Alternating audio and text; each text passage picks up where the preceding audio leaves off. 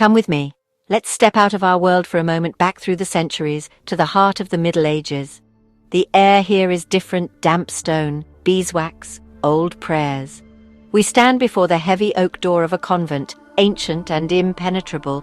This is a world almost lost to us, a world of women. We imagine nuns as silent, shrouded figures, but that's only a fraction of the story. These women were flesh and blood, with joy, despair, hopes and fears. Their world was full of contradictions: sanctuary and prison, ecstasy and doubt, devotion and defiance. These walls have heard everything: sacred chants, stifled sobs, whispered arguments.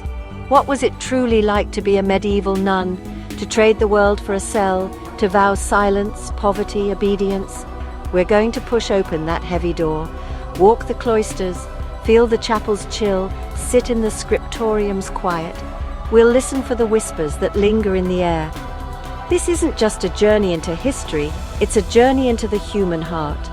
Prepare to meet these women as complex, vibrant individuals. We'll find artists, scholars, rebels and leaders. We'll discover their struggles for autonomy, their thirst for knowledge, and their need for connection.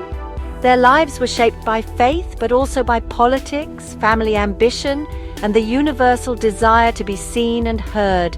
Let's go inside. Let's listen carefully. The stories are waiting. They have been waiting for centuries, and they are ready to be told. Let's find the humanity behind the habit. Step through the door. Let their world come alive. Every convent had its official map: chapel, refectory, dormitory, scriptorium, spaces of order and control. Life flowed in a sanctified rhythm, every step prescribed from dawn to dusk. The high walls kept the world out and the nuns in. The grille in the parlour separated them from family, reinforcing their separation from secular life. But look closer. Another geography existed, known only to the women within. Secret corners in the herb garden, a loose floorboard hiding a cherished memento. These were pockets of freedom. Some nuns travelled on convent business, managing estates and negotiating with powerful men, a rare taste of the outside world. Imagine a nun used to silence riding through a bustling medieval town. Overwhelmed, exhilarated. Some convents had forgotten cellars or walled-up tunnels, fueling stories of mystery and rebellion. These hidden spaces became part of convent folklore, whispered from one generation to the next. Even in the most controlled environments, the human spirit creates its own secret world. The convent's hidden geography tells a story of resilience and ingenuity. It's a reminder, even behind walls, life finds a way to flourish. The official map was never the whole story. The true landscape was drawn in secrets and small acts of freedom. The convent was never just what it seemed. The rule, often St. Benedict's, governed every moment of a nun's life. Days began before sunrise with matins, continued with prayer and work, ending with compline after sunset. This rhythm was the convent's heartbeat, meant to empty the self of worldly concerns. Discipline was absolute: poverty, chastity, obedience. Silence was enforced, every action, word and thought measured. Punishments for breaking the rule could be severe. Public confession, isolation, even flogging. The pressure to be perfect was immense, but for many, the structure brought comfort and meaning.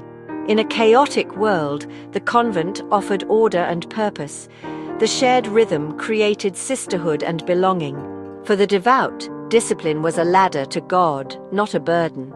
Silence became contemplation, routine, a sacred dance. The convent's discipline shaped lives, but so did the devotion it inspired. Within these walls, faith and humanity intertwined. Even in a world of obedience, the human spirit flickered with defiance. Rebellion was subtle. A coloured thread stitched in a habit, a pet hidden in a cell.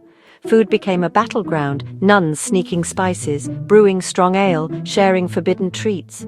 These were not just indulgences, but acts of reclaiming pleasure and identity.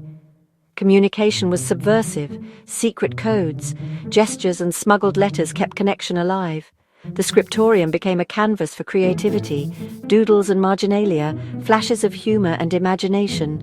These small acts said, "I am here, I feel, I think." The fight for self was quiet but persistent. It was a way to survive, to assert individuality in a world that demanded its suppression.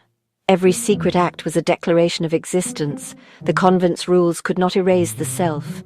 In the margins, in the shadows, The nuns left their mark. Their defiance was written between the lines. Their humanity endured. The vow of chastity was central. But the human heart is not so easily commanded.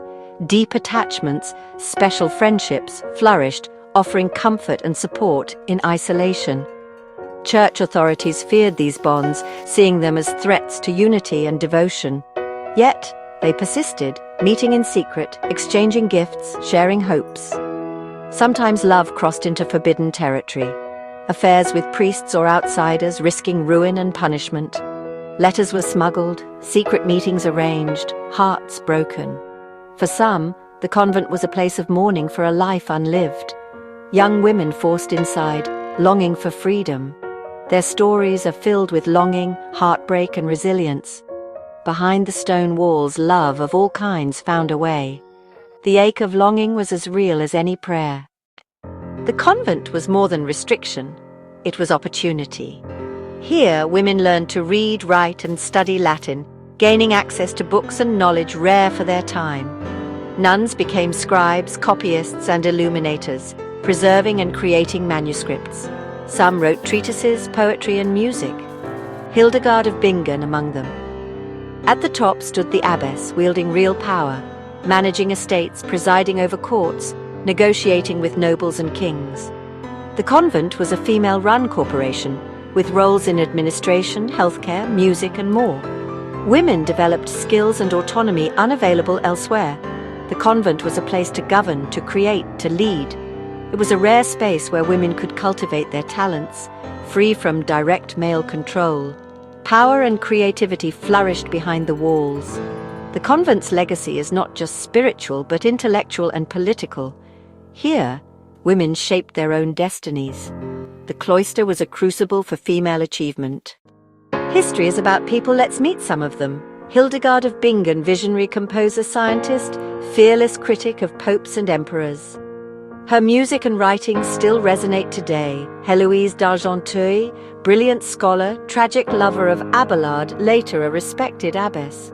Her letters reveal intellect, passion, and struggle. Not all were famous in Poitiers. Nuns led a rebellion against harsh rule, laying siege to their own abbey. Others left quieter marks: the healer in the infirmary, the novice who filled her psalter with drawings, the choir mistress who taught generations. Their stories are etched in the fabric of the convent. They fought for knowledge, dignity, and self-expression. These women were not just saints, they were rebels, leaders, creators. Their lives defy simple labels. The convent was a stage for extraordinary women. Their stories still inspire. The world of the medieval nun may seem distant, but their struggles echo in our own lives.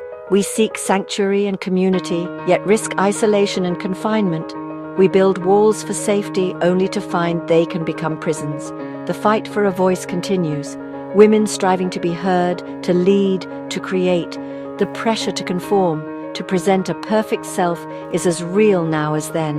The longing for authenticity, for freedom to be ourselves, is timeless.